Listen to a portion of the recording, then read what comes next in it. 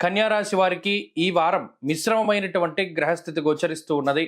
ప్రత్యేకించి ఈ రాశి వారికి షష్ఠ స్థానమందు రవిగ్రహము, అలాగే శనేశ్వరుడు, సప్తమ స్థానమందు చంద్రుడు యోగించేటువంటి గ్రహాలుగా చెప్పవచ్చును. వాటితో పాటుగా గురుడు కూడా భాగ్యస్థానమందు అనుకూలమైనటువంటి ఫలితాలను ఇస్తూ ఉన్నారు. ఈ శుభగ్రహ సంపత్తి కన్యా రాశి వారికి చక్కటి జీవన విధానాన్ని చూపిస్తూ ఉన్నది. అనగా మీరు వెళ్ళేటువంటి జీవిత ప్రయాణంలో ఎటువంటి ఇబ్బందులు లేకుండా, అలాగే ఎక్కడా కూడా సమస్య అనేటువంటిది లేకుండా చక్కగా ముందుకు సాగేటువంటి పరిస్థితి. షష్ఠేరవౌ సుసౌఖ్యాదిన్ యత్ర కార్యార్థ సాధనం అన్నది శాస్త్రం.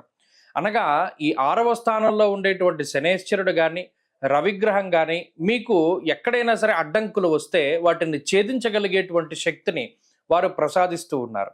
అలాగే సుసౌఖ్యాదిన్ అంటే మంచి రోజులు, సౌఖ్యవంతమైనటువంటి రోజుల్ని ప్రసాదించడంలో కూడా రవి శనుల యొక్క కీలకమైనటువంటి పాత్ర ఉన్నది. కాబట్టి చక్కటి శుభ కార్యక్రమాలు, అలాగే బంధువర్గాన్ని ఆకట్టుకోవడము, అలాగే ప్రత్యేకించి మీ యొక్క కళని ప్రదర్శన చేస్తూ ఉండడము, 10 మందికి కూడా మీ గురించి తెలియజెప్పేలాగా మీ యొక్క స్థితిగతుల్ని, మీ యొక్క ఆలోచనల్ని, మీకుండేటువంటి స్కిల్స్ని చక్కగా 10 మందికి కూడా బహిర్గతం చేసేటువంటి ఒక మంచి ప్లాట్ఫామ్ మీకు దొరకడానికి అవకాశం ఉంటుంది.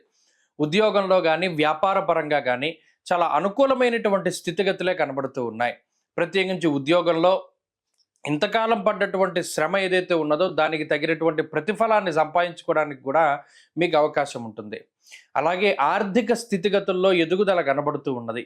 ప్రత్యేకించి ఉద్యోగం మార్పు చెందించుకోవడానికి, అంటే ఏదైనా ఉద్యోగం మారడానికి, కొత్త ఉద్యోగంలో చేరినప్పుడు ఏదైనా జీతభత్యాలు పెరగడానికి, ఇంక్రిమెంట్లు బోనస్ల రూపేణా ఎక్కువ ధనార్జన చేయడానికి అవకాశం ఉంటుంది.